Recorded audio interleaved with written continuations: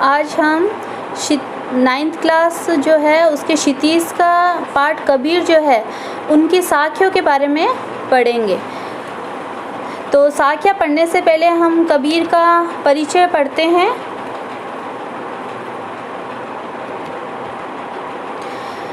कबीर दास जी ज्ञान मार्ग की शाखा के प्रमुख व प्रतिनिधि कवि माने जाते हैं। कबीर जी का जो जन्म है वो 1398 ईस्वी में काशी के हुआ माना जाता है। कहा जाता है कि इनका जन्म एक विधवा ब्राह्मणी के गर्भ से हुआ था और वह लोक लाज के डर से इन्हें लहर तारा नामक तालाब के निकट छोड़ आई थी। वहाँ से इनको नीमा और नीरू नामक जुलाहा दंपति ने इन्हें ले लिया और इनका पालन पोषण किया। इस प्रकार हिंदू मुसलमान दोनों के संस्कार इनके जीवन में विद्यमान थे। कबीर अनपढ़ थे। उन्होंने स्वयं अपने बारे में कहा है, मसीह कागज छुओ नहीं, कलम गही नहीं हाथ। इनके परिवार के बारे में भी स्थिति को स्पष्ट नहीं है। कहा जाता है कि इनकी पत्नी का नाम लोई था, जिससे इन्हें कमाल और कमाली 2 संतानें हुई थी।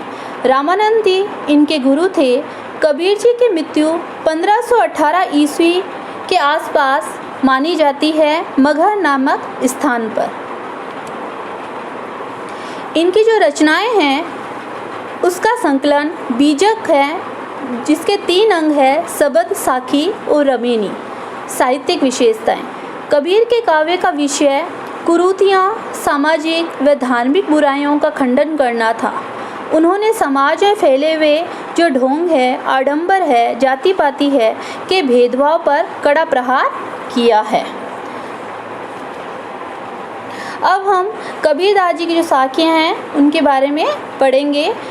तो पहली है, मान सरोवर सुभर जल, हंसा केली कराही, मुक्ता फल मुक्ता चुगे, अब उड़ी अनंत न जाही। मान सरोवर यहाँ पर मन रूपी सरोवर या जो तिब्बत में एक बड़ी झील है उसको कहा जाता है। सुभर यानी अच्छी तरह से भरा हुआ, हंसा यानी हंस पक्षी जिसे जीवात्मा के रूप में देखा गया है, केली कीड़ा या खेल, कराही यानी करना, मुक्ता फल मुक्ति का फल, मोती या ईश्वर की भक्ति, मुक्ता मुक्ता भाव से, उड़ी यानी उड़कर, अनंत यानी अन्यंत्र, कहीं और अन्यंत्र या कहीं और, जाही जाना। तो ये तो थे इनके कठिन शब्दार्थ। अब देखो, मानसरोवर सुभर जल, हंसा केली कराही, मुक्ता फल मुक्ता चुगे, अब उड़ी अनंत न जाही। इस साखी के माध्यम से कबीर ने जीवात्मा और परमात्मा के संबंध को उद्घाटित किया है। वह इसका वर्णन करते हुए कहते हैं कि मानसरोवर जो झील है वो अच्छी तरह से भरी हुई है और हंस उसमें क्रीड़ा कर रहे हैं, अर्थात खेल रहे हैं। वे क्रीड़ा करते हुए मोती चुग रहे हैं तथा इस आनंदाय स्थान को छोड़कर कहीं और नहीं जाना चाहते हैं। अर्थात मन रूपी जो सरोवर है वो भक्ति से भरा है, जिसमें हंस रूपी जीवात्मा क्रीड़ा कर रहा है। वह मुक्ति रूपी फल को खाने के पश्चात और कहीं नहीं जाना चाहता। तो इस साखी में जो विशेषता है वो ये है कि ये दोहा छंद में रचित है, भाषा सद्गुणी है तथा सहज और सरल है।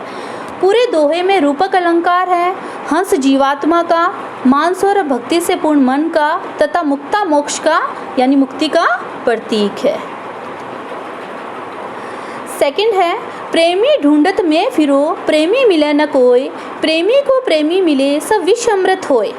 यहाँ प्रेमी यानी प्रेम करने वाला जो प्रभु में भक्ति रखता है यानी प्रभु भक्त, ढूंढत यानी ढूंढना, खोजना, फिरो यानी घूमना।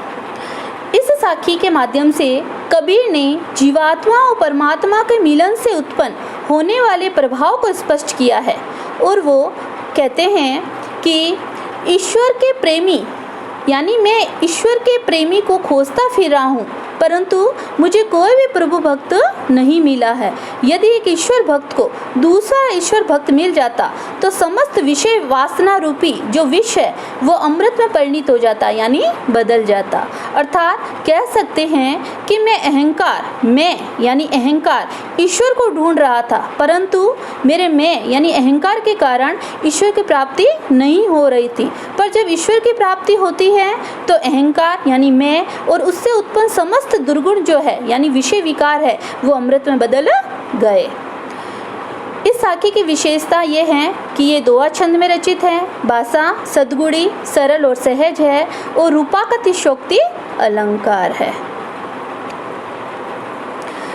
तीसरा है हस्ती चढ़िए ज्ञान को सहज दुलीचा डारी, स्वान रूप संसार है भूखन दे झकमारी। हस्ती यानी हाथी, चढ़िए यानी चढ़ना, सहज यानी प्राकृतिक समाधि, दुलीचा यानी कालीन, डारी यानी डालकर या बिछाकर, स्वान यानी कुत्ता, भूखन भोंकना, झक मारना यानी समय बर्बाद करना। प्रस्तुत साखी के माध्यम से कबीर ने ज्ञान के महत्व को प्रतिपादित किया है।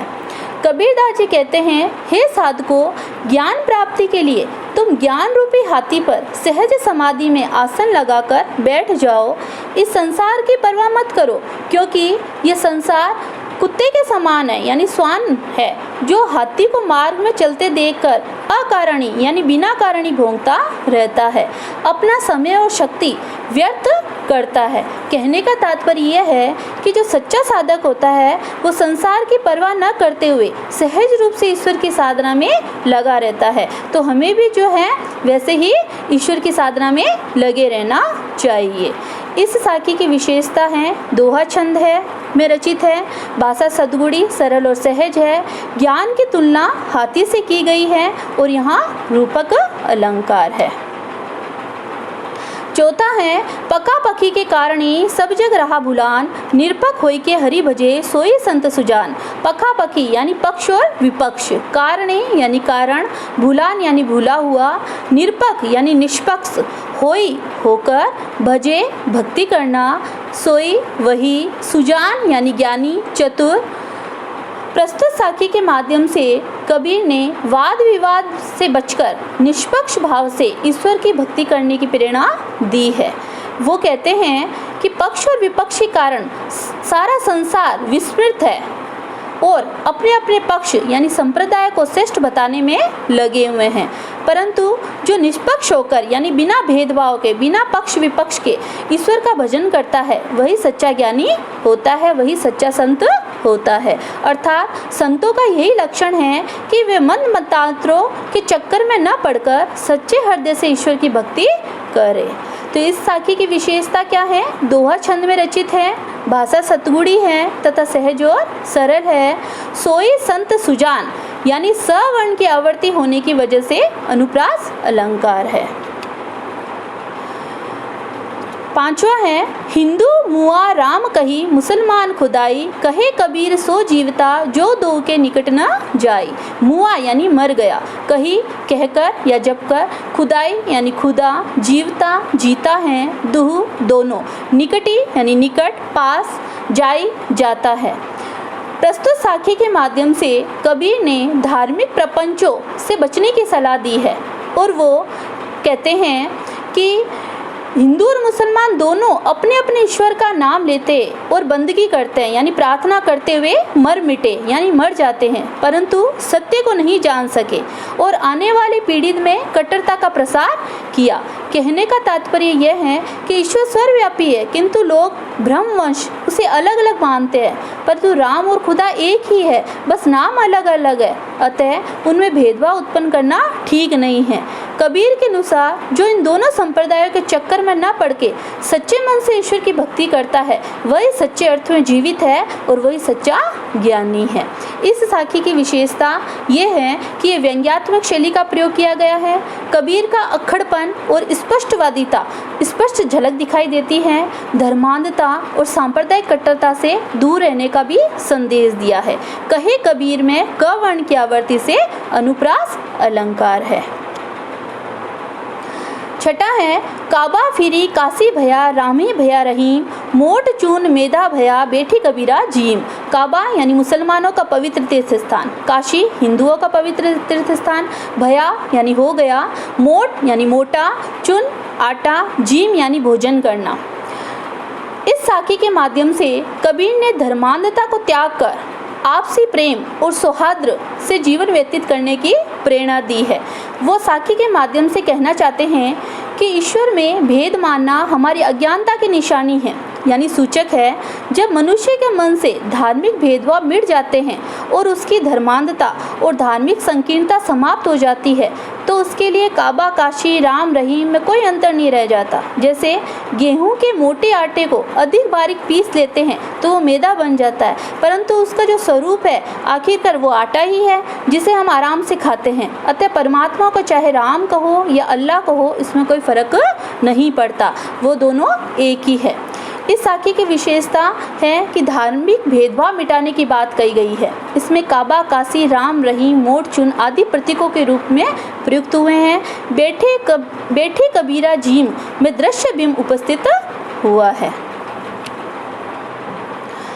लास्ट है, ऊंचे कुल का जन्मिया जे करनी उच्च न होई, सुब्रन कलश सुरा भरा साधु निंदा सोई। ऊंचे कुल का यानी उच्च परिवार, अच्छा खानदान, जन्मिया यानी जन्मा या पैदा हुआ, करणी यानी कर्म, सुवर्ण सोने का, कलश यानी कलश, घड़ा, सुरा मदिरा या शराब, निंदा बुराई, सोई यानी उसकी। इस साखी के माध्यम से कबीर ने जन्म की अपेक्षा कर्म को अधिक महत्व दिया है या कर्म को अधिक श्रेष्ठ बताया है। वो इस साखी के माध्यम से कहना चाहते हैं कि व्यक्ति अपने कर्मों से महान बनता है, ना कि ऊंचे कुल में जन्म लेने से। मनुष्य के अच्छे कर्म ही उसे महान बनाते हैं। वो उदाहरण देते हुए कहते हैं कि जैसे सोने के पात्र में शराब भरी हो तो साधु व्यक्ति उसकी निंदा ही करता है, अर्थात स्वर्ण पात्र में शराब रख देने से वे अमृत नहीं बन जाता, वे शराब ही रहता है। अतः ऊंचे कुल में जन्म लेने मात्र से महान नहीं बन जाता, बल्कि उसके कर्म उसे महान बनाते हैं। तो हमेशा व्यक्ति को कर्म अच्छे करते रहना चाहिए। इस साखी की विशेषता है कि अच्छे कर्मों को महत्ता बताई गई है, बुरे कर्मों से बचने की प्रेरणा दी गई है। साखी के द्वितीय पंक्ति में अनुप्रास अलंकार है और व्यंग्यात्मक शैली का सुंदर प्रयोग किया है। तो बच्चों, ये आपके थे कबीर के साखियाँ। अगली जो क्लास होगी उसमें हम शब्द के बारे में पढ़ेंगे। धन्यवाद।